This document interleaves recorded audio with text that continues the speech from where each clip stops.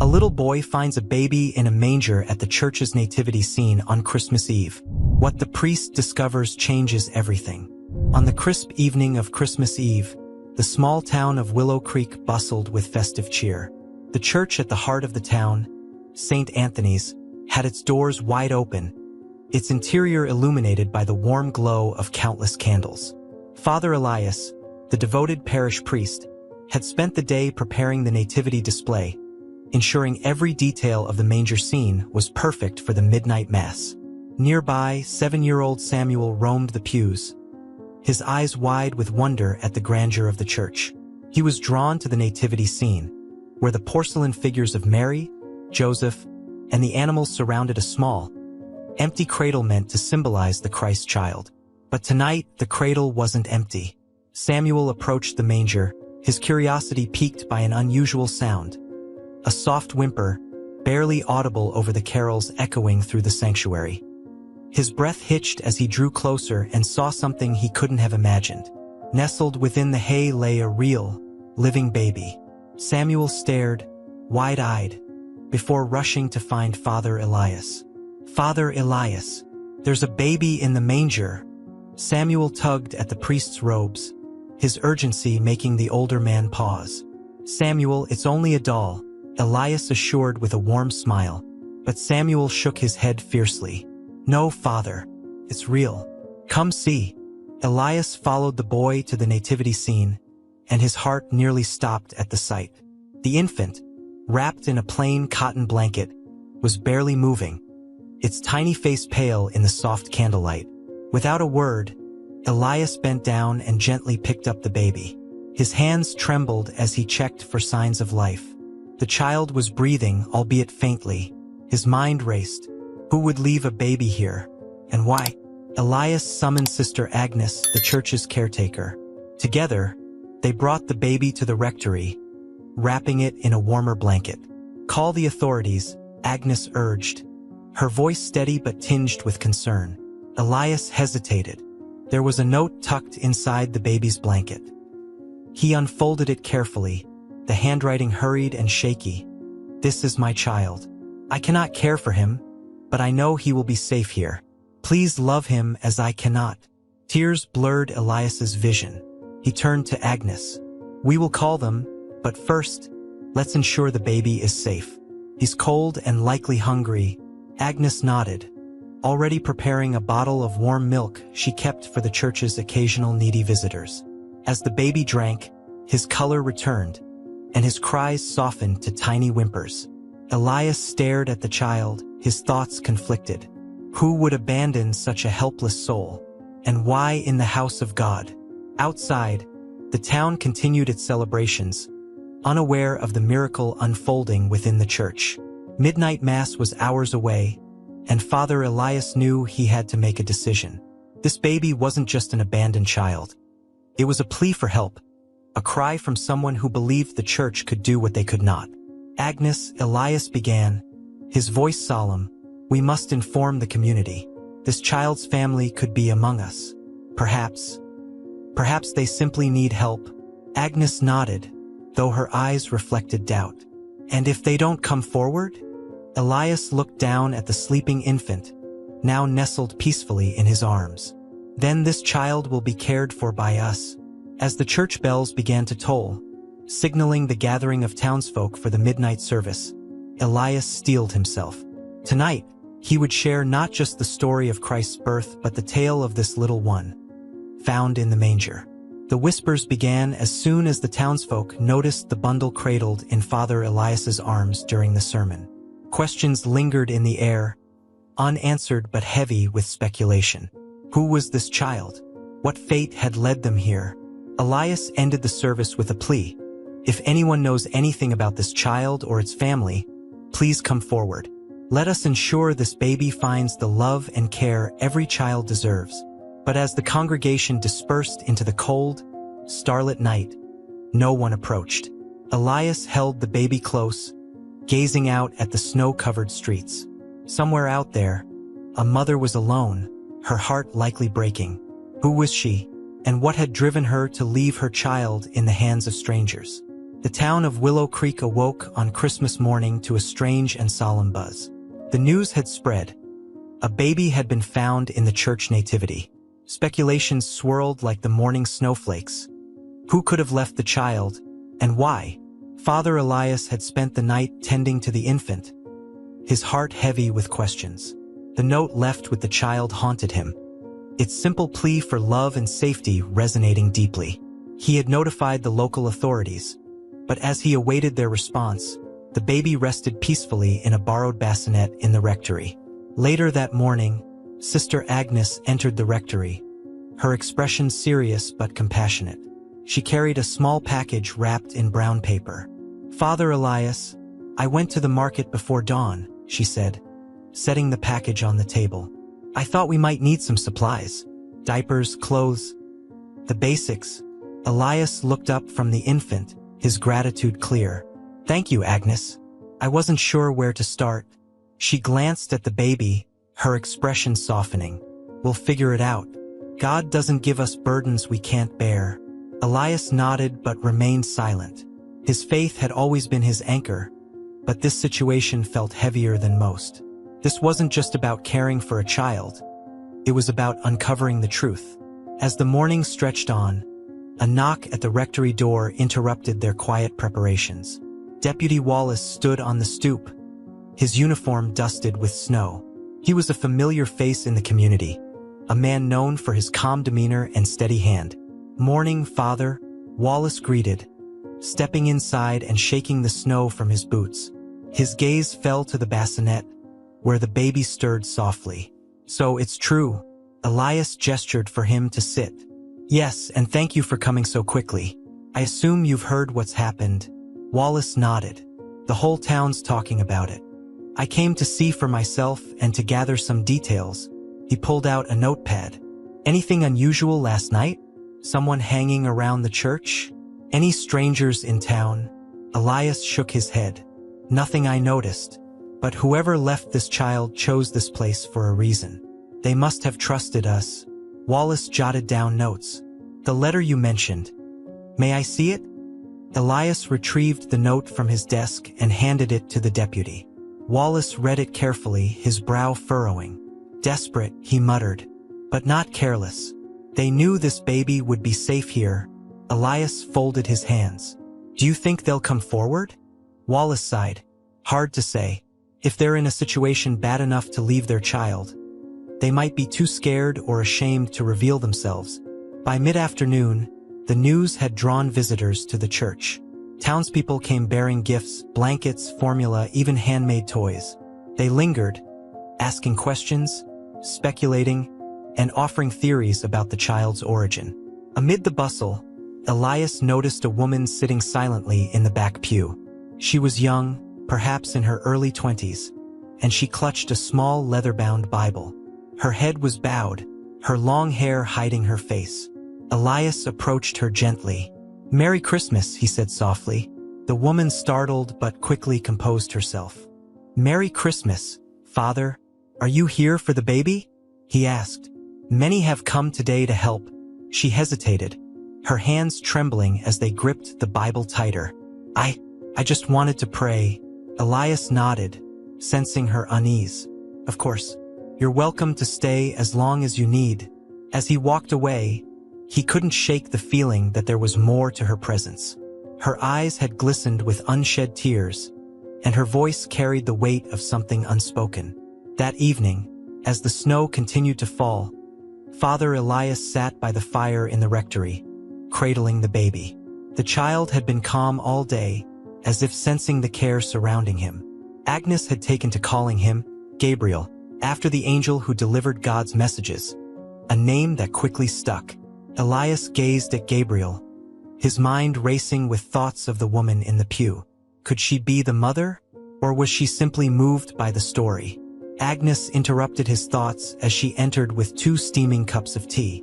"You look lost in thought, Father." "I am," Elias admitted, accepting a cup.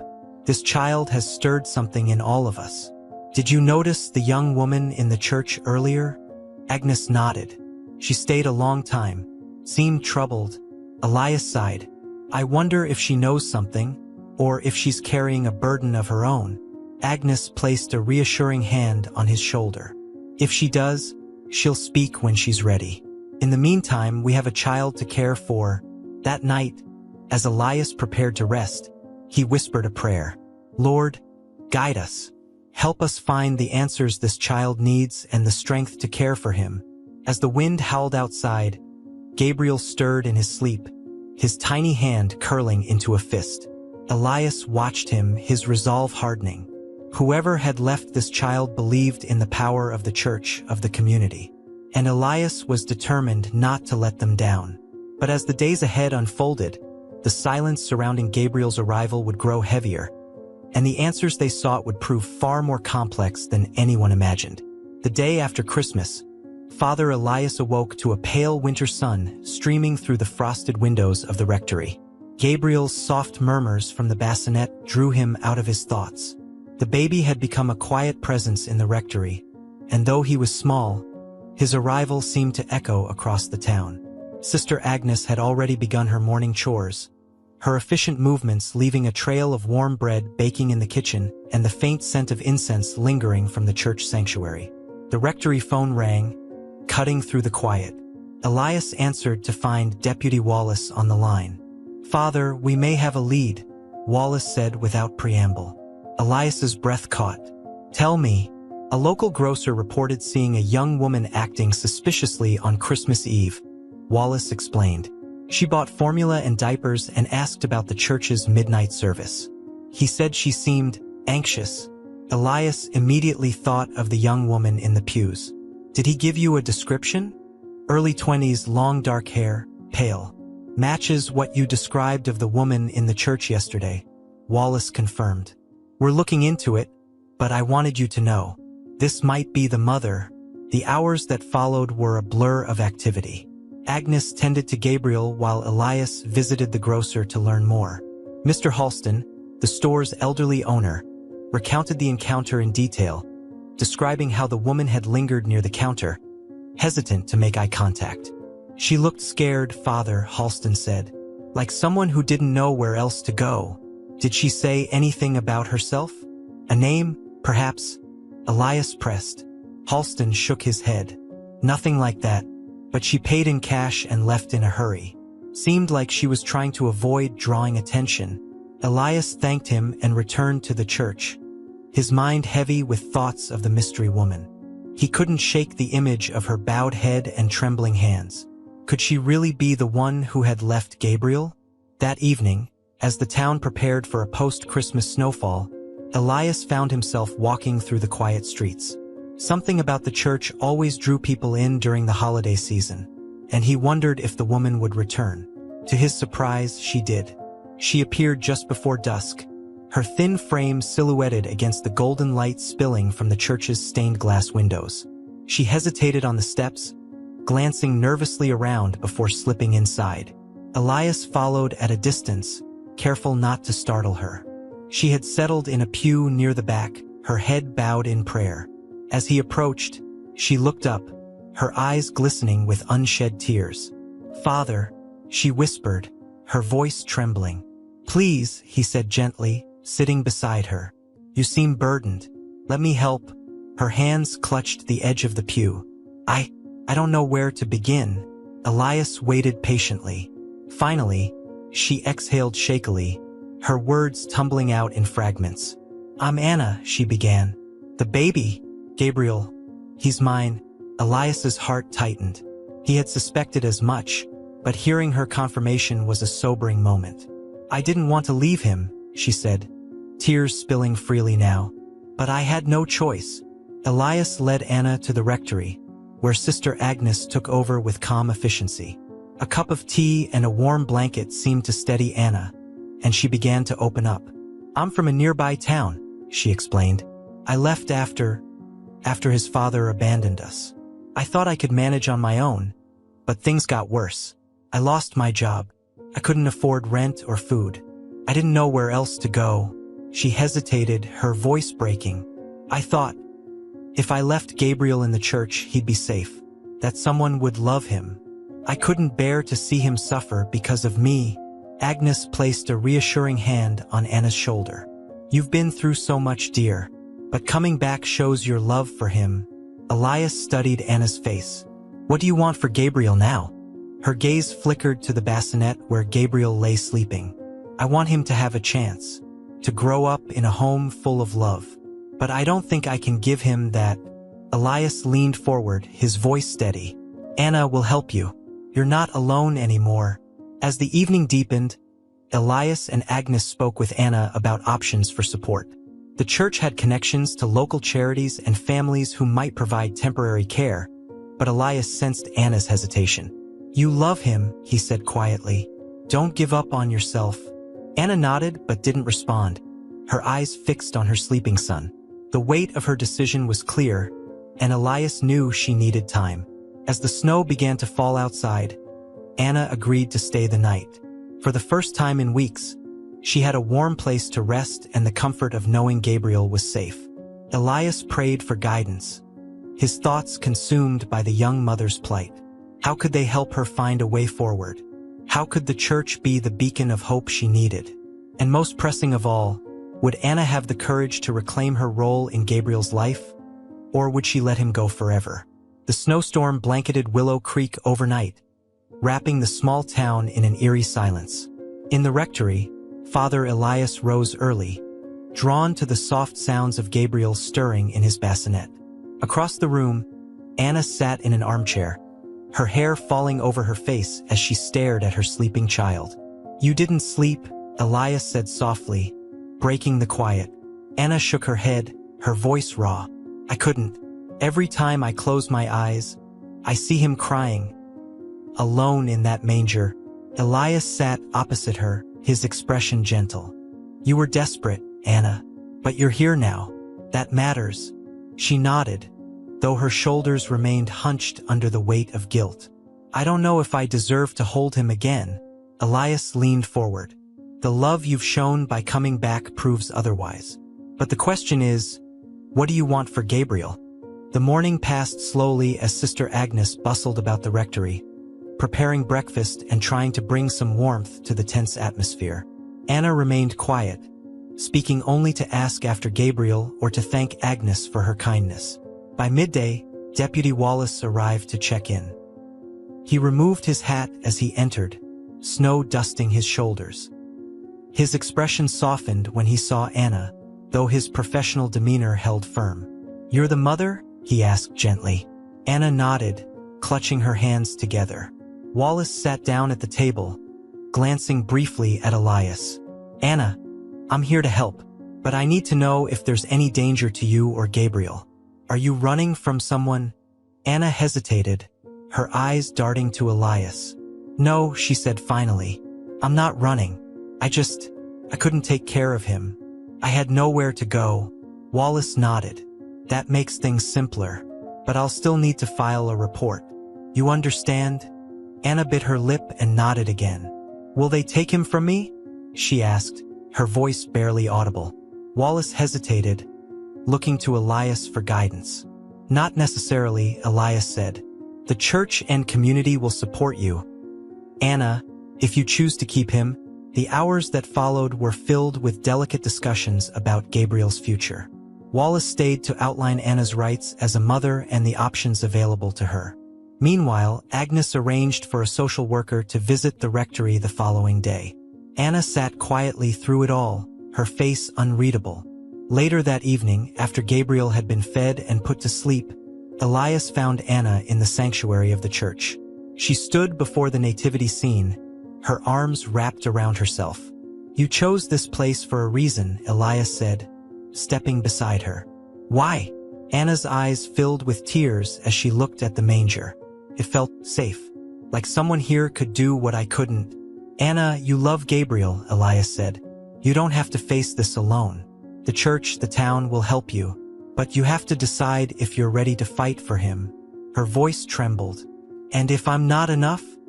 Elias placed a hand on her shoulder. God doesn't ask us to be perfect, only to try. That night, Anna sat by Gabriel's bassinet, her fingers lightly tracing the edge of the blanket. Her heart ached with the weight of her choices. Keeping him meant facing an uncertain future, struggling to provide, to be strong when she felt so weak. But letting him go meant losing the tiny piece of herself she loved most. As the snow continued to fall outside, Anna whispered a prayer she hadn't spoken in years. "Help me, God. Show me what's right." In the stillness, Gabriel stirred, his small hand reaching out from the blanket. Anna hesitated, then took his hand in hers, her tears falling silently onto the mattress. Morning brought a faint glimmer of clarity. When the social worker, Ms. Delaney, arrived, Anna sat across from her in the rectory, clutching a cup of tea for comfort. Delaney was kind but straightforward, explaining the steps involved if Anna chose to place Gabriel with another family or accept help from community resources. "I don't want to give him up," Anna said suddenly, her voice firm, "but I don't know if I can be what he needs." Delaney smiled warmly. "You don't have to do this alone. There are programs to help mothers like you, housing assistance, childcare, even counseling." Elias, sitting nearby, leaned forward. "The church will stand by you, Anna. Whatever you decide." Anna looked at them both, her heart pounding. For the first time in weeks, she felt a sliver of hope. But even hope couldn't erase the road ahead. As night fell once more, Anna held Gabriel close, her decision finally taking shape. She turned to Elias, her voice steady but emotional. "I want to try," she said. "I want to give him the life he deserves." Elias's relief was evident, and he smiled gently. "You've made the bravest choice, Anna." But as they embraced this tentative resolution, none of them could foresee the challenges yet to come. The doubts that would creep back in, the judgment of others, and the moments of despair when the weight of the past threatened to crush them all. The days that followed were a whirlwind of activity. Anna remained at the rectory, settling into a fragile rhythm with Gabriel as the church community rallied around her. Donations continued to pour in: diapers, formula, warm clothing, and Agnes helped Anna organize everything, her steady presence a source of comfort. Despite the outpouring of support, whispers had begun to ripple through the town. The story of Gabriel's discovery had become the subject of gossip, and Anna's quiet reappearance only added fuel to the fire. Father Elias overheard the murmurs during the Sunday service. Congregants whispered in hushed tones, "Is she the one who left the baby? What kind of mother does that? Maybe she shouldn't keep him." The judgment stung more than Elias cared to admit. He ended the service with a firm reminder of compassion. "Let us not forget," he said from the pulpit, "that this child came into our care on the holiest of nights. Let us extend the same grace to his mother that we celebrate in this season of love." The congregation murmured its agreement, but Elias could feel the tension beneath their nods. That evening, Anna approached Elias in the rectory, her face pale and drawn. "People are talking, aren't they?" she asked. Elias hesitated, then nodded. "Some are," he admitted. "But their words don't define you, Anna. Your actions do." She swallowed hard, clutching Gabriel closer. "It's just hard. I already feel like a failure." Hearing them say it out loud, her voice cracked. Elias placed a reassuring hand on her shoulder. "People fear what they don't understand. But many in this town are on your side. Focus on Gabriel and what you can give him." Anna nodded, though her eyes remained troubled. "I'm trying, Father. I really am." The following day, Deputy Wallace stopped by the rectory with news. "I've been speaking with some folks around town," he said, lowering his voice as Gabriel cooed softly in Anna's arms. "I think most mean well, but there are a few who think the child might be better off elsewhere." Anna stiffened. "They want to take him away?" "Not officially," Wallace assured her. "But they're questioning whether you're fit to raise him. It's just talk for now." Elias frowned. "And if it becomes more than talk?" Wallace hesitated. "Then you'll need to show them you're serious about turning things around. Stability is what people want to see." Anna's voice shook. "I am serious. I came back, didn't I?" Wallace nodded, his tone gentler now. "I believe you. But sometimes, that's not enough to quiet people's doubts." That evening, Elias gathered Agnes and Anna in the rectory for a frank conversation. "If we're going to silence these whispers, we need a plan," he began. Anna, We'll help you find steady work and housing. The church can assist, but you need to show the town you're capable. Anna looked down, overwhelmed. Where do I even start? Agnes spoke up, her voice firm. One step at a time. We'll contact the local food bank. They have resources for single mothers. And I know Mrs. Lowry at the bakery has been looking for help. It's not glamorous, but it's honest work. Elias nodded.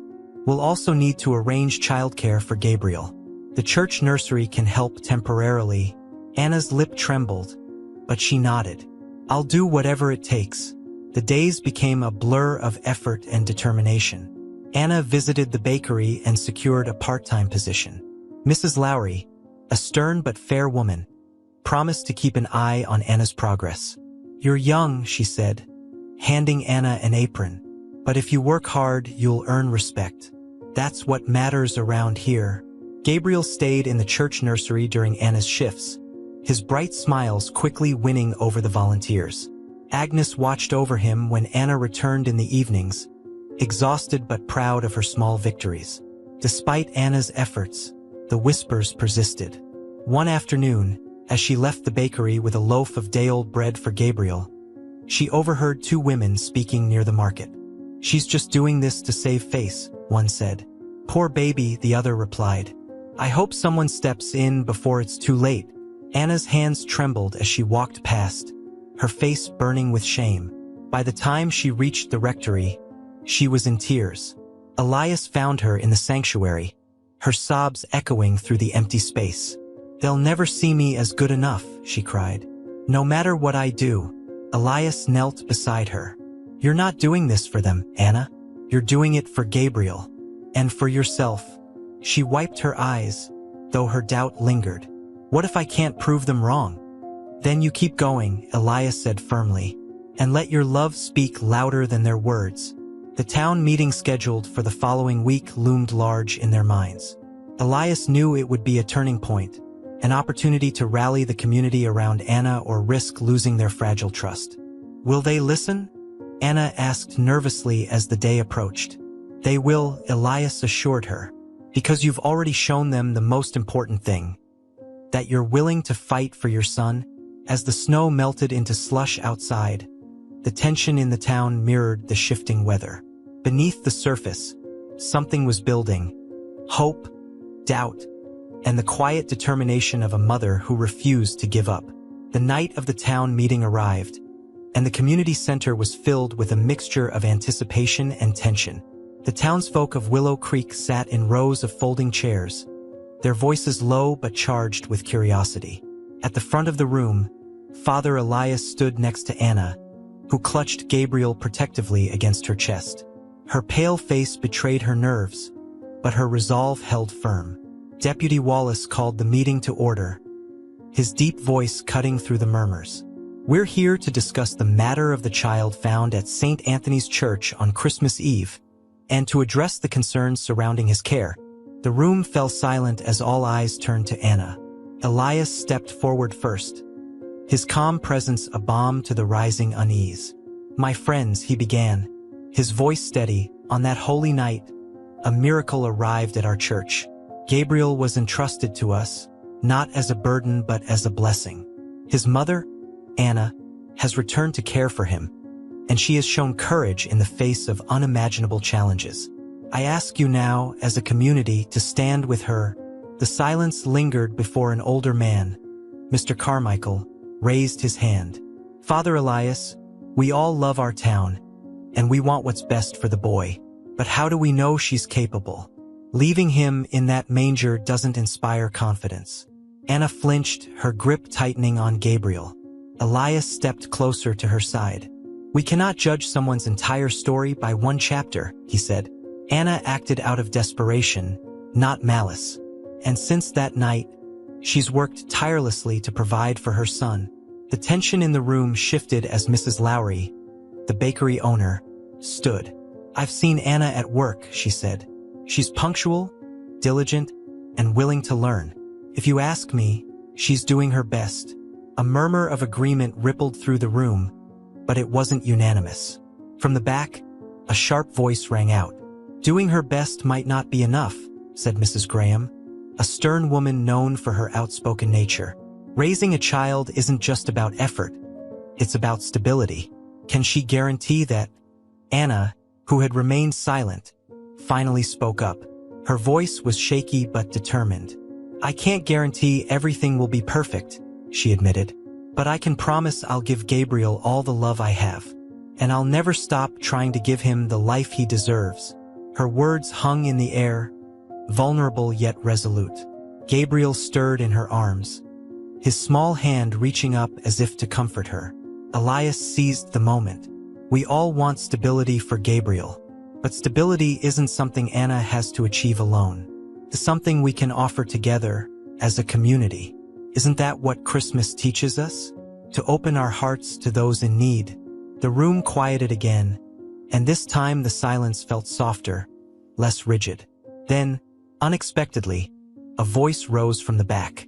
I was raised by my grandmother after my parents couldn't care for me, said a middle-aged man Elias recognized as Mr. Hargrove, the grocer. She didn't have much, but she had love, and that was enough. I say we give Anna a chance. The sentiment began to spread, one person after another voicing cautious support. Even Mrs. Graham, though reluctant, finally nodded. As long as she keeps proving herself, I suppose it's fair to give her a shot. Deputy Wallace stepped forward, his authoritative presence calming the remaining tension. The town's consensus is clear, he said. We'll support Anna and Gabriel, with the church leading the effort to provide resources and oversight. After the meeting adjourned, Anna sat on the edge of the stage, holding Gabriel as townsfolk approached. Some offered encouragement, while others simply nodded their approval. Though the atmosphere remained cautious, the tide had turned. Elias knelt beside Anna, a proud smile on his face. You did well, he said softly. They see your heart now. Anna's eyes filled with tears. I don't know how to thank you. You don't need to, Elias replied. Just keep moving forward. That night, as snow began to fall again, Anna returned to the rectory, exhausted but relieved. She placed Gabriel in his bassinet and sat beside him, her heart heavy with the weight of the evening but lighter with hope. For the first time, she allowed herself to believe that maybe, just maybe, she could give her son the life he deserved, with the help of the town, the church, and the unshakable love she carried in her heart. But as the days ahead would prove, love alone wouldn't shield her from the challenges that lay ahead. In the weeks following the town meeting, Anna's determination became evident to everyone. The bakery job expanded into full-time work, and the church nursery provided consistent care for Gabriel. Each day was a quiet battle, but Anna faced it with resolve, bolstered by the tentative goodwill of the community. Father Elias and Sister Agnes continued to be her pillars, offering guidance and reassurance. But even with the newfound support, Anna couldn't escape the shadows of doubt, both from others and within herself. One chilly morning, as Anna walked to the bakery, pushing Gabriel in a borrowed stroller, she overheard a conversation between two women outside the general store. Their words stopped her in her tracks. She's doing better, but you know how these things go, one said. Exactly, replied the other. It's only a matter of time before she slips. Anna clenched the stroller's handle, her knuckles white. She walked on, pretending not to hear, but the sting of their words followed her through the day. That evening, she confided in Elias. They'll never forget what I did, she said, sitting in the rectory's small sitting room. No matter how hard I try, they'll always see me as the woman who abandoned her baby. Elias leaned forward, his gaze kind but firm. People's opinions aren't the measure of your worth, Anna. Gabriel is thriving because of you. That's what matters. Anna nodded, though her eyes betrayed lingering doubt. I just wish I knew for sure that I'm enough. As winter melted into early spring, a letter arrived at the rectory addressed to Anna. It was written in neat, formal handwriting and bore the seal of the county's child welfare office. Anna's hands trembled as she opened it. It's a home visit, she told Elias and Agnes that evening, to assess Gabriel's living situation. That's standard procedure, Agnes said reassuringly. You've done everything right. You have nothing to fear. But Anna couldn't shake the nerves that gripped her. What if they decided she wasn't capable? What if they took Gabriel away? On the day of the visit, the rectory gleamed with a freshly scrubbed shine. Agnes had helped Anna prepare, ensuring every detail was perfect, from Gabriel's neatly folded clothes to the spotless bassinet in the corner. The social worker, Ms. Delaney, arrived promptly. She was the same kind woman who had met Anna weeks ago, but this time her presence felt weightier. Delaney inspected the living arrangements, asked Anna about her daily routine, and spent time observing her interactions with Gabriel. The baby cooed happily in Anna's arms, his contentment seemingly a testament to her care. "You've made significant progress," Delaney said as she finished her notes. "Your efforts are commendable, Anna." Relief flooded Anna's face, but Delaney's tone turned serious. "That said, the arrangement here at the rectory is temporary. Have you thought about long-term housing?" Anna glanced at Elias, who spoke gently. "We've been exploring options. The church is prepared to assist with securing a stable home." Delaney nodded. "That's good. Stability will be key moving forward." After the visit, Anna felt a cautious sense of hope. But later that night, as she sat alone with Gabriel, the weight of Delaney's words settled over her. Stability, long-term housing. The reality of her situation loomed large. She thought about the whispers in town, the uncertain glances from those who doubted her. Would she ever truly escape her past? Or would it follow her, casting a shadow over every step she took? The following Sunday, Elias addressed the congregation. His sermon, though subtle, carried a clear message of unity and forgiveness. "We are called not just to witness miracles but to nurture them," he said. Anna's story is one of redemption and resilience, but it doesn't end with her alone. It's a story we all share. A story of a community that chooses compassion over judgment. After the service, several congregants approached Anna with kind words and offers of support. Mrs. Graham, once one of her harshest critics, handed her an envelope. "It's not much," she said gruffly, "but it might help with a deposit on a place of your own." Anna opened the envelope later to find a modest sum of cash. Tears filled her eyes as she realized the tide was truly turning. That evening, as Gabriel slept peacefully in his bassinet, Anna sat with Elias and Agnes, discussing her next steps. "There's a small apartment available above the bakery," Agnes said. "Mrs. Lowry mentioned it could be a good fit." Anna hesitated. "I'm afraid to take that step. What if I fail?" Elias leaned forward, his voice steady. "You won't, because you've shown that you're willing to fight for Gabriel and for yourself. And you're not alone, Anna. We'll be here, every step of the way." Anna looked at Gabriel, his tiny hand curled into a fist. For the first time, she felt the stirrings of something unfamiliar yet powerful. Confidence. As spring blossomed in Willow Creek, so did Anna's resolve. She began to see a path forward, not free of challenges, but illuminated by hope and the unwavering love of those who believed in her. But as with any journey, the road ahead was far from simple, and new trials awaited. By mid-spring, Anna and Gabriel moved into the modest apartment above the bakery. The small space was a far cry from the grandeur of the rectory, but it was hers. The smell of fresh bread drifted up through the floorboards every morning, and the sunlight streaming through the single window made the space feel warm, despite its simplicity. The move was a triumph, but it came with new pressures. Between working at the bakery, caring for Gabriel, and managing the judgment of those still skeptical, Anna felt the weight of her new independence. The whispers hadn't entirely vanished, though now they were quieter, more subdued. One afternoon, as Anna swept the bakery floor, Mrs. Lowry approached with an envelope in hand.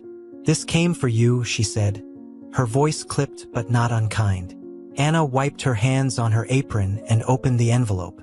Inside was a notice for a childcare subsidy approval. Her application had been accepted, and the program would help cover the cost of daycare for Gabriel while she worked. "It's a start," Mrs. Lowry said, glancing at the paper. "You're earning your way, Anna. Don't let anyone tell you otherwise." Anna smiled faintly. "Thank you, Mrs. Lowry, for everything." "Don't thank me," the older woman replied. "Thank yourself for not giving up." With the subsidy in place, Anna enrolled Gabriel in a nearby daycare run by a kind-hearted couple who adored children. Dropping him off for the first time was bittersweet. Gabriel clung to her, his small face scrunching in protest, but the caregivers assured her he would adjust quickly. At work, Anna threw herself into her tasks, finding solace in the routine. Baking became a form of therapy, and her skills improved under Mrs. Lowry's watchful eye. Customers began to notice her friendly demeanor, and slowly, her reputation shifted. Despite the progress, the challenges mounted. Gabriel came down with a fever one evening, leaving Anna sleepless with worry. She missed a shift the next day, prompting Mrs. Lowry to remind her gently but firmly, "Consistency matters, Anna. Keep your priorities straight." Anna nodded, guilt gnawing at her. The balancing act was delicate, and she felt the strain of trying to hold everything together. Her exhaustion didn't go unnoticed. Father Elias and Sister Agnes visited regularly, bringing meals and helping where they could. One evening, as Anna sat with Gabriel, Elias offered her a quiet reminder. "You don't have to do this alone, Anna. Lean on us when you need to." She nodded but found it hard to let go of the idea that she had to prove herself, to the town, to Gabriel, and most of all, to herself. One day, while walking home from the daycare, Anna encountered Mrs. Graham. The older woman hesitated before speaking. "You've surprised me," she said, her tone almost grudging. "You've done better than I thought you would." Anna blinked, unsure how to respond. "Thank you," she said cautiously. "But don't get too comfortable," Mrs. Graham added, her eyes sharp. "Raising a child isn't a sprint. It's a marathon." The words lingered long after Anna reached her apartment. She knew Mrs. Graham wasn't entirely wrong. Stability wasn't just about securing a home or a job. It was about sustaining it. And for Anna, the road ahead still felt tenuous. As spring turned to summer, Anna found herself facing a new challenge. The bakery's sales dipped, and Mrs. Lowry reduced her hours. The loss of income was a blow, and Anna struggled to cover her bills. She confided in Elias one evening, her voice trembling. "I don't know if I can keep this up," she admitted. "What if I lose everything?" Elias's gaze was steady. "You've come too far to give up now. Let's find a solution together." The church organized a fundraiser, with the community donating baked goods, crafts, and services to sell at a summer fair. The event brought people together, and though the funds raised were modest, they were enough to ease Anna's immediate worries. But the cracks in her fragile foundation remained, and the fear of failure loomed. One warm evening, as Anna tucked Gabriel into his crib, she sat beside him and whispered, "I'll never stop trying, little one." "No matter what," Gabriel gurgled in response, his small hand reaching out to grasp her finger. In that moment, Anna felt the weight of her journey and the strength she'd gained from it. But she also knew that every step forward could bring new trials, and she needed to be ready. In the quiet of her apartment, with the hum of summer insects outside, Anna resolved to keep fighting. For Gabriel, for herself, and for the future she was determined to build. Summer deepened into its golden peak, and with it came both joy and hardship. Anna's days were a delicate dance between work at the bakery, caring for Gabriel, and navigating the community's watchful eyes. She had found a rhythm, but it was tenuous, easily disrupted by even the smallest misstep. The fundraiser hosted by the church had buoyed her finances for a time, but the lull in bakery sales lingered, and the reduced hours stretched her resources thin. Despite her determination, Anna found herself falling behind on bills. Anxiety settled in like a constant ache, tightening her chest each night as she lay awake beside Gabriel. One evening, Father Elias arrived at her apartment with a gentle knock. Anna opened the door to find him holding a small package. "I thought you might appreciate some company," Elias said, stepping inside. He handed her the package, which contained a simple dinner and a card from the church's nursery volunteers. Inside, scrawled in various handwriting, were messages of encouragement. "You're doing amazing, Anna. Gabriel's such a happy boy. We can see how much you love him. Keep going. You've got this." Anna blinked back tears as she read the notes. "I don't know how to thank you. You've already done so much," Elias replied, But you must also learn to accept help. It's not a weakness, Anna. It's grace. The next morning, as Anna prepared Gabriel for daycare, she received an unexpected phone call. It was Ms. Delaney, the social worker. Anna, I've got some news, Delaney said. A local business is hosting a skills training program for single mothers. They'll teach bookkeeping, basic computer skills, and other job essentials. I think it could be a great opportunity for you. Anna's heart lifted with hope, but doubt quickly followed. I don't know if I can do that and keep up with everything else. It's part-time, Delaney assured her. And there's a stipend to help cover childcare. Think about it, it could open new doors. Later that day, Anna spoke with Mrs. Lowry about the opportunity. The older woman crossed her arms, considering. Bookkeeping, huh? She said. Could be useful around here. If you want to try it, I'll adjust your shifts. Anna's relief was palpable. Thank you, Mrs. Lowry. I didn't want to disappoint you. Mrs. Lowry waved her off. Disappoint me by not trying. That's the only failure I don't forgive. The training program proved challenging. Balancing her new schedule with her bakery shifts and Gabriel's care left Anna exhausted. But she threw herself into the classes, determined to learn everything she could. Some nights, after putting Gabriel to bed, she stayed up late practicing spreadsheets and writing resumes. On others, she simply sat by the window, staring into the quiet street below, questioning whether her efforts would ever be enough. Meanwhile, the whispers in the community resurfaced. At the market, she overheard someone mutter, "She's stretching herself too thin. That baby needs more attention." Anna's stomach churned, but she held her head high. She wouldn't let their doubts consume her, not again. But the tension came to a head during one of her classes. Midway through a lesson, Anna's phone buzzed insistently. It was the daycare. "Gabriel's running a high fever," the caregiver said. "We think you should come immediately." Panic surged through Anna as she gathered her things and rushed out the door. By the time she reached the daycare, Gabriel was flushed and lethargic, his cries weak. The sight broke her heart. At the pediatrician's office, Anna held Gabriel close, whispering soothing words as they waited. The doctor diagnosed a common viral infection, but the scare left Anna shaken.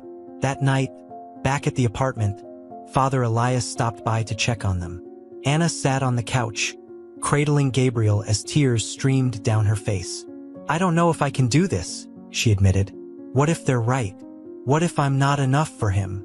Elias knelt beside her, his voice firm. "Anna, listen to me. You've faced every obstacle with courage. Gabriel doesn't need perfection.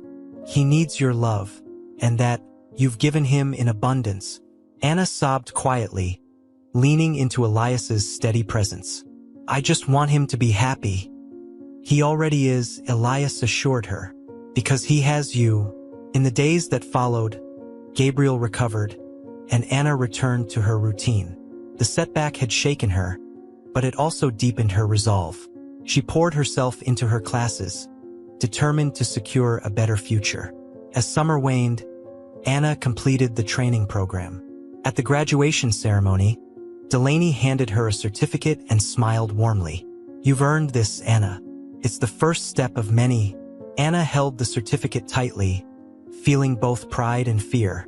She had come so far, but the journey ahead remained daunting.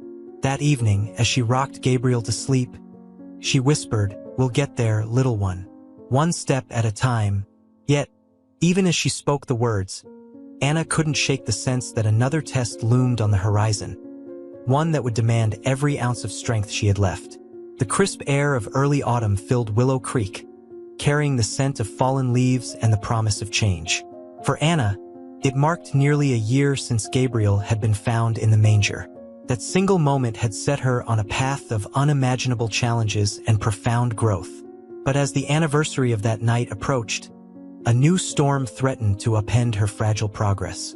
One afternoon, as Anna returned from her shift at the bakery, she found Deputy Wallace waiting near the steps of her apartment. His expression was unreadable, but his presence sent a jolt of panic through her. "Deputy?" she asked, her voice tentative. Wallace cleared his throat. "Anna, we've had a report filed with Child Services. Someone's questioning whether Gabriel's current living situation is stable. Her knees felt weak. What? Who would do that? I can't disclose that, Wallace said carefully. But I want you to know this doesn't mean they'll remove Gabriel. It's a routine investigation. Anna's heart pounded. She thought of the whispers, the lingering doubts among some townsfolk. I've done everything I can, she said, her voice trembling. Doesn't that count for anything? It does, Wallace assured her. And I'll vouch for you. But you'll need to prepare for another home visit. That evening, Father Elias and Sister Agnes gathered in Anna's apartment. Gabriel slept in his crib, unaware of the anxiety hanging in the air. We'll support you through this, Elias said firmly. You've shown everyone how far you've come. But what if it's not enough? Anna whispered. What if I lose him? Agnes spoke softly, her tone resolute. Faith doesn't erase fear, Anna. It helps you face it. Trust that your efforts will shine through. The following week, Ms. Delaney arrived for the home visit. Anna had prepared meticulously, but the nervous energy in the small apartment was palpable. Gabriel, now a bright and curious infant, babbled happily as Delaney conducted her assessment. Your progress is impressive, Anna, Delaney said as she finished her notes. You've created a safe and loving home for Gabriel. I'll include that in my report. Anna exhaled shakily. Thank you.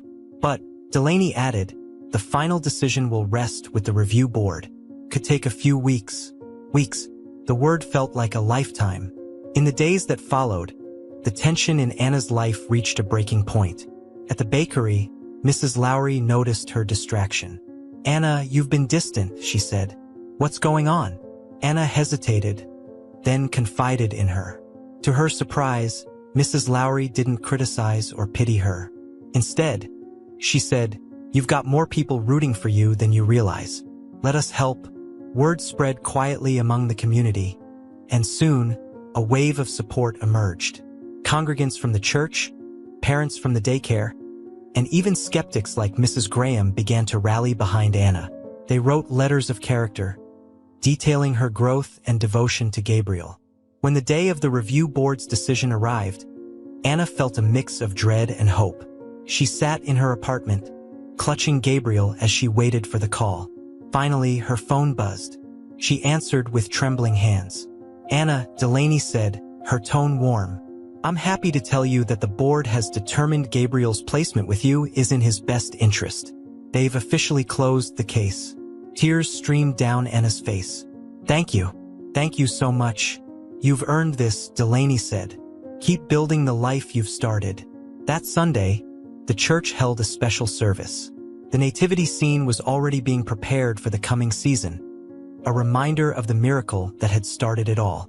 Elias spoke to the congregation, his voice filled with emotion.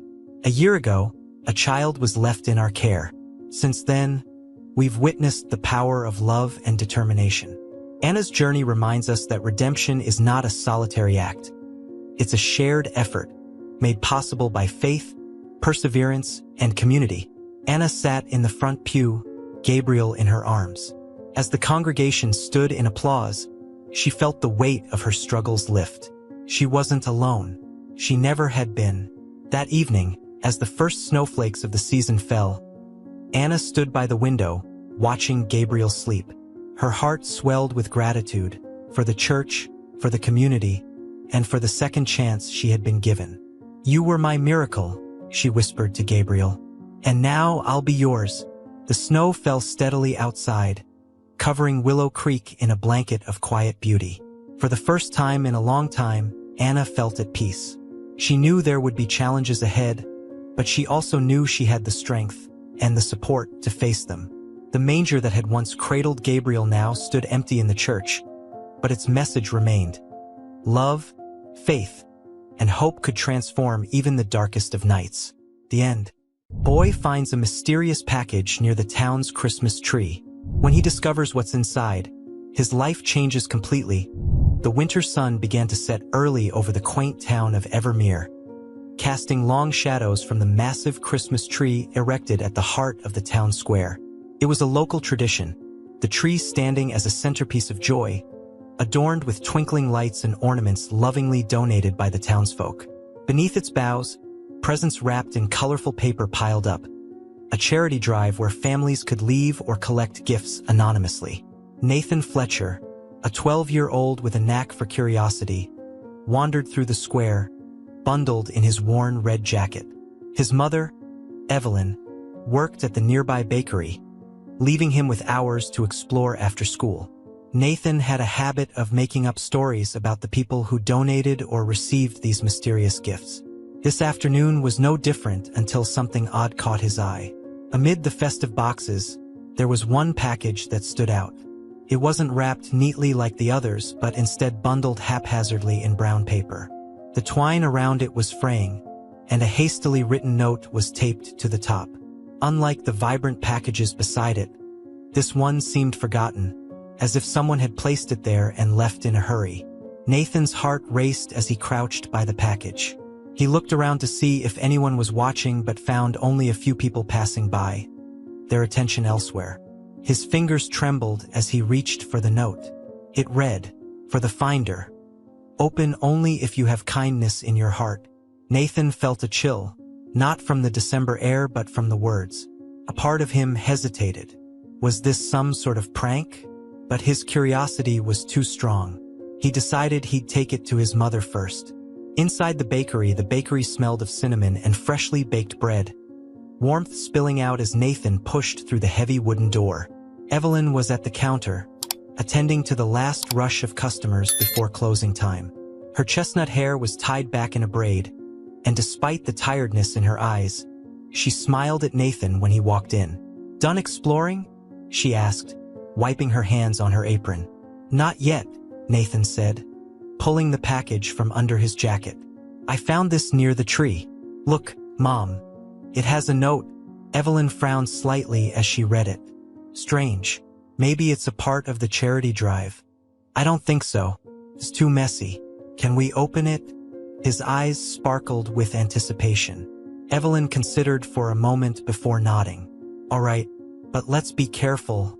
Nathan eagerly tore the paper away, revealing an old wooden box, scratched and weathered. Inside lay a small envelope, a rolled-up map, and a single photograph of a snow-covered cabin nestled in the woods. The envelope contained a simple letter written in a shaky hand. "To the one who opens this box, this is a token of hope. The cabin in the photo holds something that once changed my life, and I believe it can change another's. If you're reading this, you might be the one to find it. Follow the map, but beware. Some treasures are not gold or jewels, but they are no less valuable. Take care." A wanderer, Evelyn raised her eyebrows at the peculiar discovery, while Nathan was practically bouncing with excitement. "Can we go, Mom? Can we find it?" Evelyn hesitated. They didn't know who this wanderer was or what that something might be. But she saw the spark in Nathan's eyes, a brightness she hadn't seen since his father's passing 2 years ago. A chance for a little adventure might be just what they both needed. "All right," she said, smiling. "But we'll do it together." The frosty morning air nipped at Nathan's face as he and his mother trudged through the snow-covered streets of Evermere. Evelyn had borrowed an old pair of snowshoes from the bakery's storeroom, dusting off years of neglect, while Nathan clutched the map tightly in his mittened hands. The photograph of the cabin had been tucked into his jacket pocket for safekeeping. The map itself was simple, more a hand-drawn sketch than a detailed guide. It outlined a winding path through the forest just outside town, with the cabin marked near the edge of a frozen lake. "Stay close, Nathan," Evelyn said, her voice carrying both excitement and caution. "If this starts to look unsafe, we're heading straight back." Nathan nodded, his breath visible in the crisp air. The thrill of the unknown energized him. He wasn't just a boy on a walk. He was an explorer, and this snowy forest was his uncharted territory. Into the woods the trees stood tall and silent, their branches heavy with snow. It felt as though the forest had been waiting for them, its stillness both serene and unsettling. Nathan led the way, following the faint markings on the map. He occasionally glanced back at his mother, who smiled encouragingly but kept scanning their surroundings. "Do you think the person who left the box actually went here?" Nathan asked, breaking the silence. Maybe, Evelyn said. Or maybe they wanted someone else to come here and see what they couldn't. Her words hung in the air, and Nathan couldn't help but wonder what kind of person the wanderer might have been. The letter spoke of hope, but there was an undertone of sorrow in its shaky handwriting. As they pressed on, they came across landmarks from the map. A lone tree bent at a peculiar angle, a small wooden bridge over a frozen stream. Each step seemed to confirm they were on the right path. But then they reached the edge of the forest, and the landscape opened to reveal the lake. "The cabin, there it is," Nathan exclaimed, pointing. Across the icy expanse was the cabin from the photograph. Its roof sagged under the weight of snow, and the windows were fogged and frosted over. Smoke no longer rose from its chimney, and the place exuded an air of abandonment. Evelyn hesitated. "The ice might not be stable, Nathan. We'll go around the lake." It took them an extra 20 minutes to circle the lake safely, and by the time they reached the cabin, the afternoon sun was dipping lower. Up close, the cabin looked even older, with patches of wood missing from its exterior and the door slightly ajar. "Do you think it's empty?" Nathan whispered. "There's only one way to find out," Evelyn replied. Pushing the door open, they stepped inside. Dust motes danced in the faint light that filtered through the dirty windows. The air smelled of damp wood and something faintly metallic. A single table stood in the center of the room, and on it lay a locked chest, its iron hinges rusted but intact. Nathan's heart raced as he approached the chest. There was no key in sight, but carved into the wood was a phrase, "Only with an open heart." "What does it mean?" Nathan asked, glancing at his mother. Evelyn knelt beside him, studying the chest. "Maybe it's not a physical key we're looking for," she said. "Something about this place feels symbolic. Let's look around." Clues in the cabin. Nathan began searching the shelves, which were stacked with old books and trinkets. One book caught his eye, a journal with a cracked leather cover. He opened it carefully, revealing pages filled with sketches, notes, and musings. "Nam, look at this." Evelyn joined him as he flipped through the pages. Most entries were mundane, detailing weather conditions and repairs to the cabin. But one stood out, written in bolder, shakier handwriting. "The heart finds what the eyes cannot see. Leave something behind to gain everything ahead." They exchanged a glance. "What should we leave behind?" Nathan asked, frowning. Evelyn thought for a moment before reaching into her coat pocket and pulling out a small necklace. It was a simple silver chain with a tiny heart pendant, something she'd worn for years. "This," she said softly. "It's special to me, but maybe it's what the chest needs." A leap of faith. Nathan watched as Evelyn placed the necklace on the chest. For a moment, nothing happened. Then, a soft click echoed in the cabin. The chest's lid creaked open. Inside was no treasure in the traditional sense, no gold, no jewels. Instead, there were photographs, letters, and a single locket. Evelyn picked up the locket and opened it, revealing a picture of a young girl and an older woman, both smiling brightly. "It's a memory," Evelyn whispered, her voice thick with emotion. Nathan reached for one of the letters, its edges yellowed with age. As he read it aloud, they began to understand the story of the wanderer. A tale of loss, resilience, and the ultimate power of kindness. The cabin seemed to grow quieter as Nathan unfolded the letter, the air heavy with anticipation. Evelyn sat beside him, her eyes scanning the faded script as he read aloud. "If you are reading this, it means you have found what I could not keep for myself. This chest holds the memories of a life I once lived, a life full of hope and love that was taken too soon. I leave these here not to mourn but to inspire. These pieces of my past are now yours to carry forward, to remind you that even in loss, there is always a chance for a new beginning. The locket belongs to my daughter, Clara. The photographs are of the life we shared before illness took her from me. And these letters, they are my words to her, written in moments of grief and longing but never sent. My wish is that they find a home where love and kindness can thrive." Nathan paused, glancing at his mother. Her face softened, and her hands rested lightly on the locket. "She lost her daughter," Evelyn murmured, And she chose to leave this behind for someone else to find. But why here? Nathan asked, his brow furrowed. Why not take these with her? Maybe she thought someone like us might find it, Evelyn suggested. Nathan reached for one of the photographs in the chest. It showed a snowy field much like the one outside the cabin, with a young girl laughing as she threw snowballs. Beside her stood a tall woman with kind eyes. They look so happy, Nathan said softly. They were, Evelyn replied, brushing her fingers over the image. And that's what she wanted to pass on. Hope, even after sadness. A choice to make. Evelyn and Nathan sat in silence for a moment, each lost in thought. The chest had given them something intangible yet profound. A reminder of the fragility and beauty of life. What do we do with it now? Nathan asked finally. Do we take it back to town? Evelyn considered this, her gaze drifting to the window. The light outside was beginning to fade, the snow reflecting the pink hues of the setting sun. No, she said. This isn't something we take. It's something we leave for the next person to find. But it's so special, Nathan argued. We can't just leave it for anyone. Evelyn smiled gently. That's the point. The wanderer trusted the finder, trusted us. Now, we have to trust the next person. Nathan wasn't entirely convinced but nodded. What about the locket? Should we leave it too? Evelyn hesitated. She opened the locket again, staring at the photograph inside. After a long pause, she slipped the chain over her neck. We'll take this with us, she said. Not to keep but to find a way to honor the wanderer's memory. Maybe there's someone who needs it more than we do. Nathan smiled. Like a treasure hunt. Exactly, Evelyn replied. Back to town. The walk back to Evermere felt lighter somehow, the weight of the chest's secrets no longer pressing on them.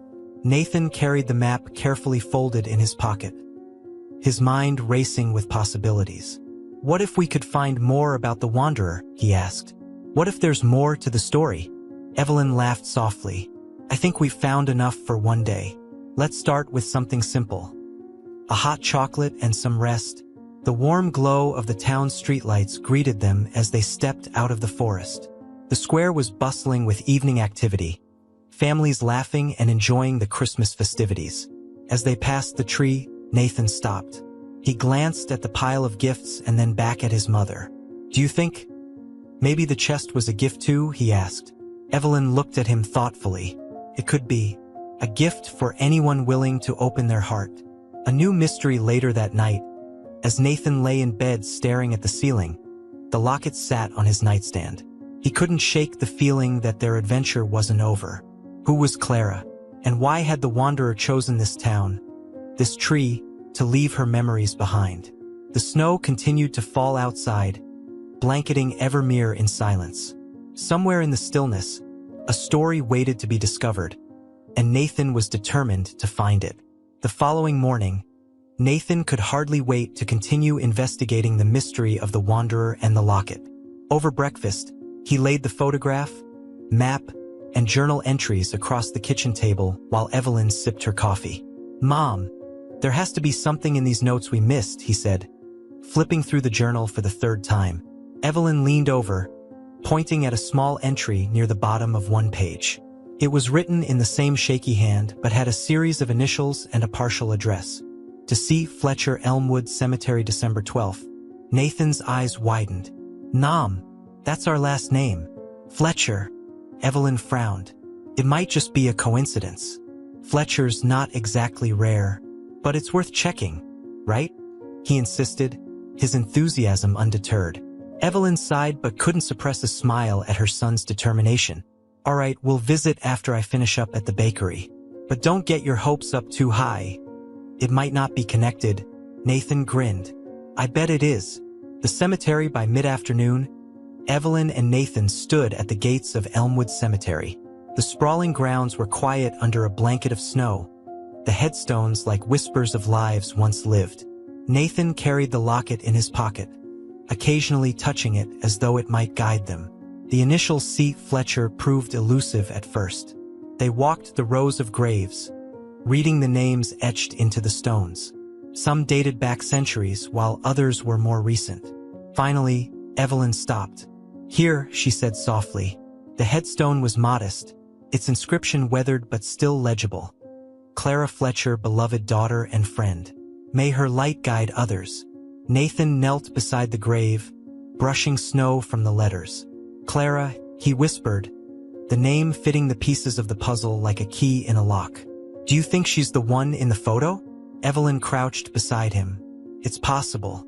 If she's the daughter, maybe this is why the wanderer left the chest nearby. To keep her memory alive. Nathan pulled out the locket and opened it again, staring at the picture inside. What happened to her? He wondered aloud. As if in answer, Evelyn pointed to the lower right corner of the headstone, where a small emblem was carved, a snowflake. That looks familiar, she said. Nathan's eyes lit up. It's the same symbol on the corner of the map. The snowflake trail intrigued. They returned to the map later that evening, studying the details they'd overlooked before. Nathan traced the snowflake symbol to a faint line leading away from the cabin and toward another location. One that wasn't marked with a name, only a simple X. That's the next stop, Nathan said confidently. It's farther than the cabin, Evelyn noted, her brow creasing. We'd need supplies and warmer clothes. It might not be safe in this weather. Nathan's shoulders slumped, but he nodded. We can figure it out. Maybe tomorrow? Evelyn ruffled his hair. We'll see. Let's take it one step at a time. A stranger in town that night. As Evelyn locked up the bakery, she noticed a stranger lingering near the Christmas tree in the town square. He was tall and wore a heavy coat, his face obscured by a scarf and a wide-brimmed hat. Can I help you? She asked cautiously, her breath visible in the cold air. The man turned, his voice low and gravelly. You're Evelyn Fletcher, aren't you? Evelyn stiffened, her grip tightening on the keys. Who's asking? I think you found something that belongs to me, he said simply. Evelyn stepped back instinctively, her hand still on the key in the bakery door. I don't know what you're talking about, she said, her voice steady despite the unease creeping up her spine.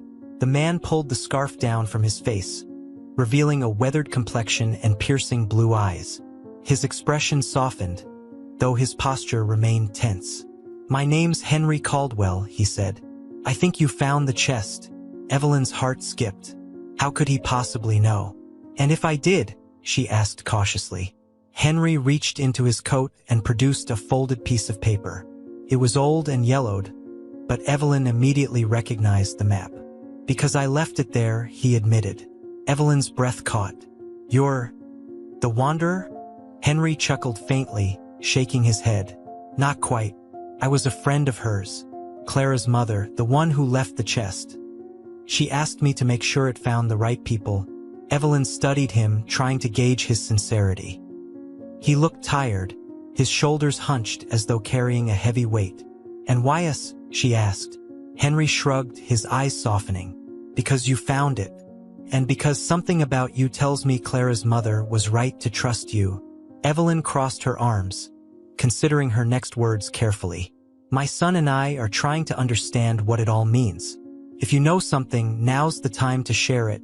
Henry sighed, glancing around the square. Not here. Tomorrow at the cabin. Bring the boy, and I'll tell you everything. Before Evelyn could respond, he turned and disappeared into the darkened streets, leaving her standing alone with more questions than answers. The decision back at home, Nathan listened wide-eyed as Evelyn recounted the encounter. So he's a friend of the wanderer? Nathan asked, practically bouncing in his chair. We have to go, Mom. Evelyn hesitated. I don't know, Nathan. Meeting someone out there in the middle of nowhere, it could be dangerous. But he knows the story. He can tell us who Clara was and why they left the chest, Nathan argued. Please, Mom. We'll be together. And you're always careful. Evelyn sighed. Her instinct told her to be wary, but Nathan's excitement was infectious, and she couldn't deny her own curiosity about Henry's connection to the mystery. All right, she said finally, but we'll prepare properly. No shortcuts. Nathan beamed. You won't regret it. The cabin reunion the next day, Evelyn and Nathan returned to the cabin, bundled in their warmest clothes and carrying supplies. The snow had fallen heavier overnight, muffling the world around them as they approached. Henry was already there, standing by the frozen lake, his hands stuffed into his coat pockets. He turned when he heard their crunching footsteps. "Glad you came," he said, his voice carrying across the cold air. Evelyn nodded, keeping Nathan close as they approached. "You said you'd explain everything." Henry gestured toward the cabin. "Let's go inside." The truth unfolds inside the cabin. Henry removed his coat and settled into a chair. He waited until Evelyn and Nathan had seated themselves before beginning. "Clara Fletcher was the daughter of a remarkable woman named Margaret," he said. "Margaret was a teacher here in Evermere. She loved this town, loved the people. But her greatest joy was her daughter, Clara." Henry paused, his gaze distant.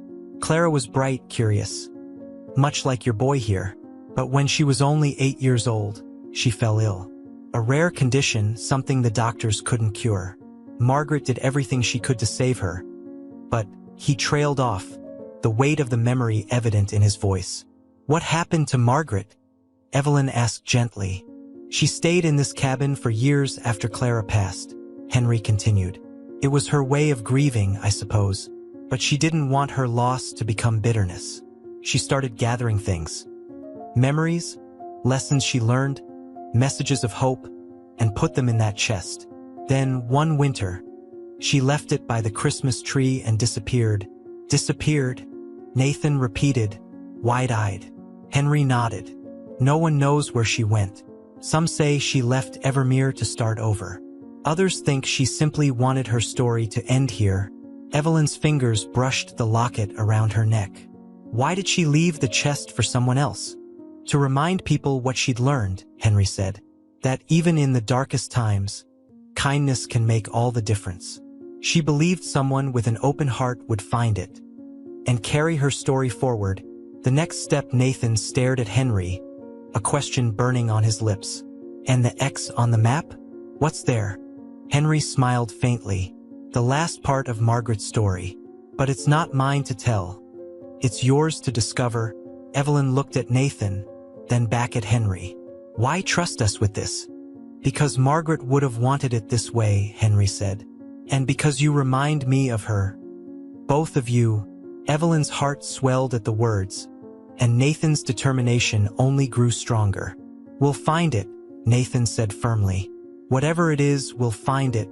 The morning air was sharp as Evelyn and Nathan prepared to set out for the X marked on the map.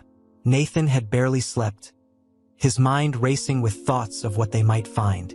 Evelyn, on the other hand, spent the night going over their supplies, ensuring they had everything they might need for the trek into uncharted parts of the forest.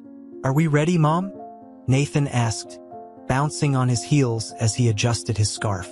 "As ready as we can be," Evelyn replied, her tone both reassuring and cautious. The map led them farther from town than the cabin, and while the snow-covered forest was serene, Evelyn couldn't shake a feeling of unease. They didn't know what awaited them, and the weight of the locket around her neck seemed heavier than ever. Deeper into the forest, the trail was less distinct this time, the landmarks from the map harder to spot under the thick blanket of snow. Evelyn led the way, with Nathan clutching the map behind her, occasionally pointing out bends and forks in the path. "Do you think it's another chest?" Nathan asked, his voice muffled by the scarf wrapped around his face. "Maybe," Evelyn said, "but it might be something else entirely. Whatever it is, we'll figure it out together." Hours passed, and the forest seemed to grow quieter. The only sounds their crunching footsteps and the occasional rustle of a bird taking flight. Just as Evelyn began to wonder if they had taken a wrong turn, Nathan stopped abruptly. "There," he exclaimed, pointing ahead. Through the trees, a small structure came into view. A stone well, its circular frame partially buried under snow. "The map ends here," Nathan said, holding it up for confirmation. Evelyn approached cautiously. The well was old, its stones covered in moss and ice. Around its base were carvings of snowflakes, identical to the one on the map and Clara's gravestone. "This has to be it," Nathan said, his breath visible in the cold air. Evelyn peered into the well. It was deep, but faint light reflected off the icy walls. There was no bucket or rope, only a hollow darkness that seemed to stretch forever. "What are we supposed to do?" Nathan asked. Evelyn noticed a small plaque affixed to the stone, partially hidden by frost. She brushed it clean and read the inscription aloud. "The well of memories holds the truth. To reveal it, leave a piece of your heart. A test of trust." Nathan frowned. "What does that mean? Like, put something in the well?" Evelyn nodded slowly, her hand instinctively going to the locket. She knew this moment would come but felt unprepared for the choice. "This locket," she said, her voice quiet. "It belonged to Clara. Maybe this is where it's meant to go." "But you've been wearing it since we found it," Nathan said. "Don't you want to keep it?" Evelyn knelt beside him, looking into his earnest eyes. "It's not about keeping it, Nathan. It's about honoring Clara and her mother. If this is what the chest led us to, then it's the right thing to do." Nathan hesitated, then reached into his own pocket. He pulled out a small wooden whistle, its surface smooth from years of use. "I want to leave something too," he said. "Dad made this for me before he passed.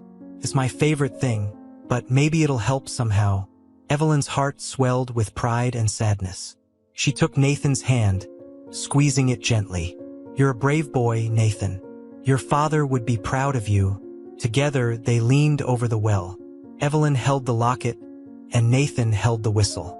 With a nod, they let the objects drop into the depths. For a moment, there was silence. Then, from deep within the well, a soft glow began to rise. The glow of truth. The light grew brighter, illuminating the forest around them. Nathan stepped back in awe as the glow resolved into a shimmering orb that hovered above the well. Inside the orb, images began to form, fragments of a life long gone.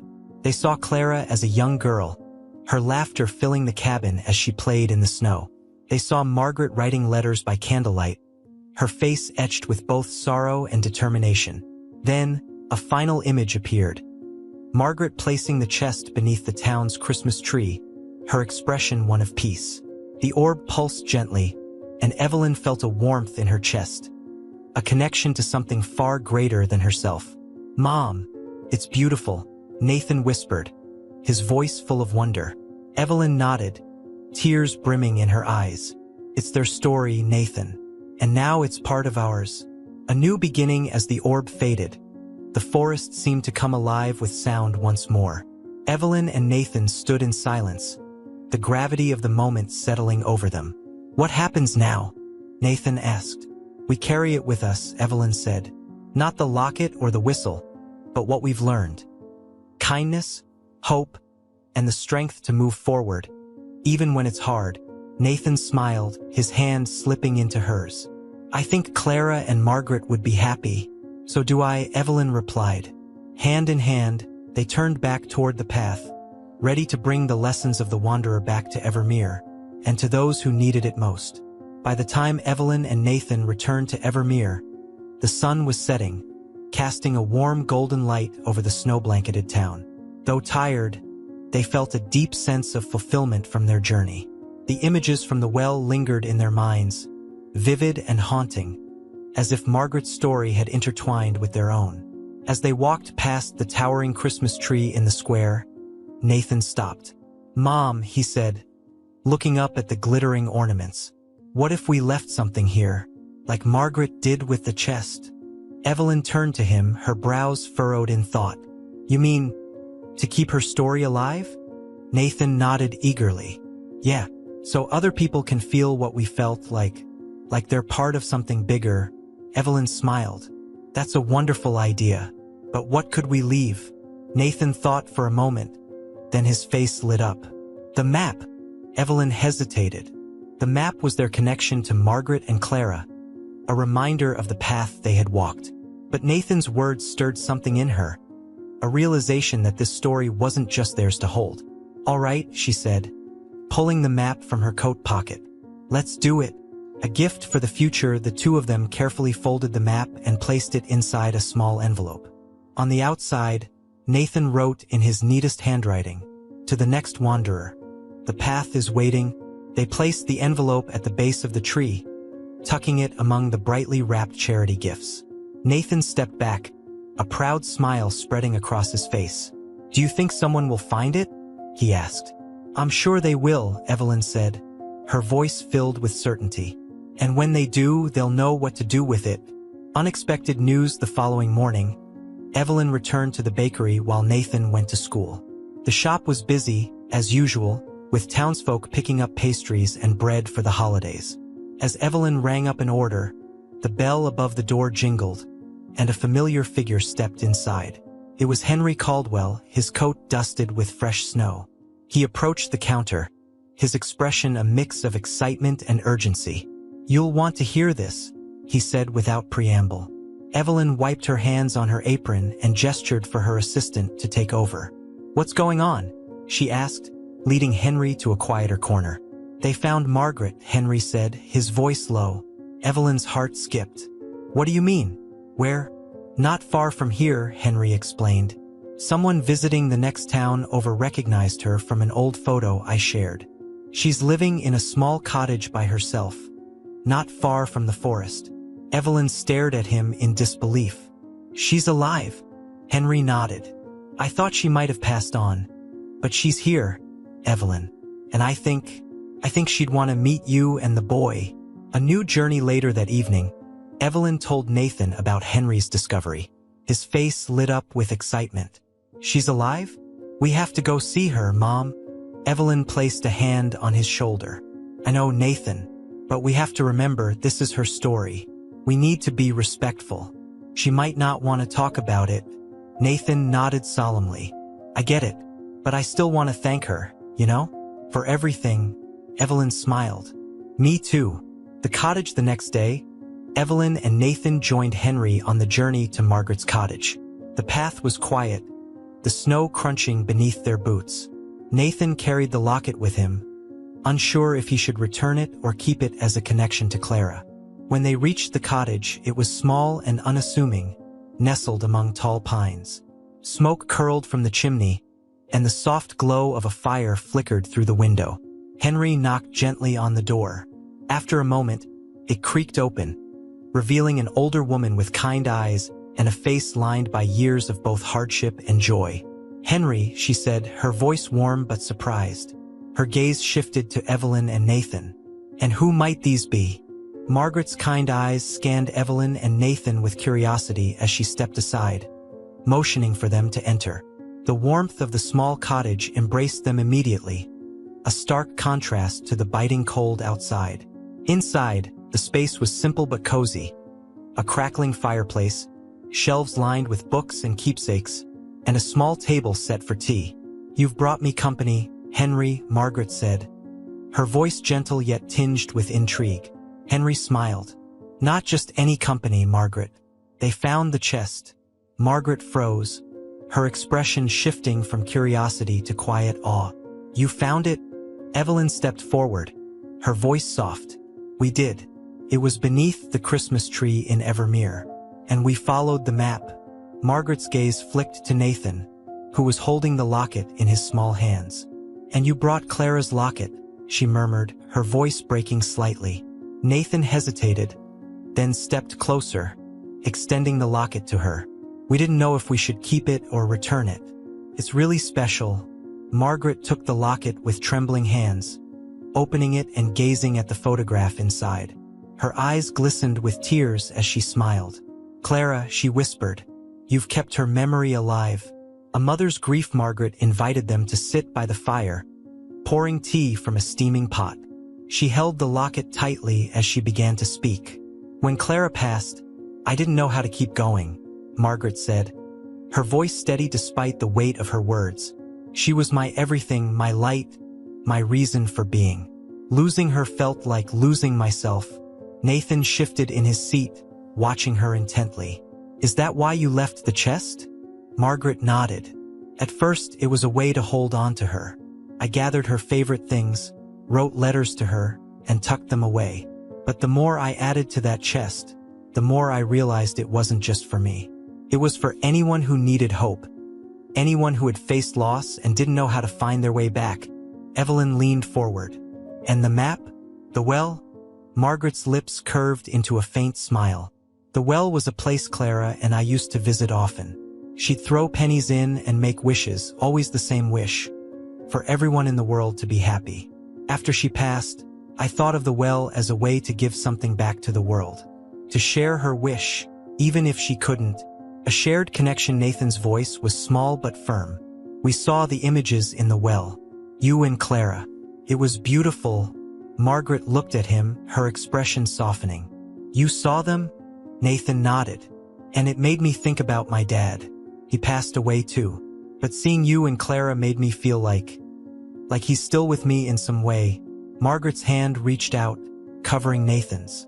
He is. Love like that never really leaves us. Evelyn watched the exchange, her heart swelling with gratitude for this unexpected meeting. You've given us something precious, Margaret. A way to look forward without forgetting what we've lost. Margaret smiled, the weight of years of solitude lifting from her face. And you've done the same for me. Knowing that Clara's story touched your lives means more than I can say. A new purpose. Before they left, Margaret surprised them by placing the locket back in Nathan's hands. It belongs with you now, she said. You've already proven you understand its meaning. Clara would want you to have it. Nathan clutched it tightly, his eyes shining with pride. Thank you. Margaret walked them to the door, standing in the light of the setting sun. Whatever you do next, do it with kindness, she said. That's all that truly matters. Evelyn nodded. We will. And thank you for everything. As they made their way back to Evermere, the locket felt warm in Nathan's hand, as though it carried not just Clara's story but the love that Margaret had poured into it. The streets of Evermere sparkled under the glow of Christmas lights as Evelyn and Nathan returned home from their visit to Margaret. Though the evening air was frigid, their hearts were warm, brimming with purpose. The locket, now safely tucked into Nathan's pocket, seemed to carry with it the spirit of hope and connection that Margaret and Clara had shared. We have to tell people, Nathan said as they neared the bakery. Margaret's story, the well, it could help them the way it helped us. Evelyn smiled at his enthusiasm. We'll find a way, Nathan, but it has to be done carefully. Stories like this deserve the right moment. Nathan nodded, though his excitement made it hard to wait. He already envisioned sharing the chest's tale and the lessons they'd learned. A plan in motion. The next morning, Evelyn and Nathan sat at the kitchen table with Henry, discussing how to bring Margaret's story to the town. It needs to be more than just telling people, Evelyn said. It has to mean something, something they can feel and take with them. Henry stroked his chin thoughtfully. Maybe we can tie it to the Christmas tree tradition. Margaret left the chest there because she wanted it to be found during a time of giving. Nathan's eyes lit up. We could make it part of the charity drive. People could leave something meaningful under the tree, not just gifts. Henry grinned. You've got a sharp mind, kid. That could work. The heart of Christmas. Evelyn, Nathan, and Henry worked quickly, organizing a new element to the annual tree tradition. Flyers were printed and distributed throughout Evermere, inviting townsfolk to participate. This year, let's share more than gifts. Let's share what's in our hearts. Leave a note, a memory, or something that represents hope for you under the tree. Together, we can create something extraordinary. At first, people were hesitant. Some scoffed at the idea, while others were intrigued but unsure. But as the week went on, small envelopes and trinkets began appearing under the tree, tucked alongside brightly wrapped presents. A night to remember on Christmas Eve. The square was alive with laughter and music as families gathered around the massive tree. Snow fell gently, blanketing the scene in a magical glow. Evelyn and Nathan stood near the base of the tree, watching as people added their contributions. A young girl placed a handmade ornament shaped like a heart. A couple left a photo of their family. An older man tucked a small book of poetry beneath the branches. It's working, Nathan whispered, his face alight with wonder. Evelyn smiled, squeezing his shoulder. It's beautiful. Henry joined them, carrying a small box. Thought I'd add something of my own, he said, placing it under the tree. Nathan peered at the box. What is it? A letter, Henry said simply. For Margaret, to thank her for what she's given us. An unexpected gift. As the crowd admired the tree, a young boy approached Nathan. Hey, he said shyly. I saw your flyer. My mom and I left something under the tree. Nathan smiled. That's amazing. What did you leave? The boy held out a folded piece of paper. A note about my dad. He passed away, but he loved Christmas. I think he'd like it. Nathan felt a lump in his throat as he took the boy's hand. He'd love it, he said. The boy grinned, then ran back to his family. Evelyn watched the interaction, her chest swelling with pride. A town united as the evening wore on. The townsfolk began sharing their stories with one another. Memories of loved ones, hopes for the future, and reflections on the season. The square transformed into more than just a gathering place. It became a space for connection and healing. Nathan looked up at the tree, its lights twinkling against the night sky. Do you think Margaret would be proud? Evelyn wrapped an arm around him. I know she would. The locket around Nathan's neck felt warm again, as though Clara's wish for happiness had found its way to Evermere at last. As the snow continued to fall over Evermere, Christmas morning arrived with a sense of quiet joy. The town square was still, the Christmas tree standing tall, its branches now heavy with gifts, notes, and trinkets left by the townsfolk. Evelyn and Nathan walked hand in hand to the square, eager to see the culmination of their efforts. It's beautiful, Evelyn said softly, her breath visible in the crisp air. Nathan nodded, his eyes wide as he took in the sight. It's like everyone left a piece of themselves here. Beneath the tree, the pile of heartfelt offerings seemed to glow with a warmth that wasn't just from the holiday lights. It was the warmth of a town brought closer together, inspired by the story of Margaret and Clara. The power of stories. As more townsfolk arrived, they began to gather around the tree, sharing the stories behind their contributions. One family spoke about how they had left a toy that their late grandmother had crafted by hand. A teenager shared a poem she'd written about finding hope after a difficult year.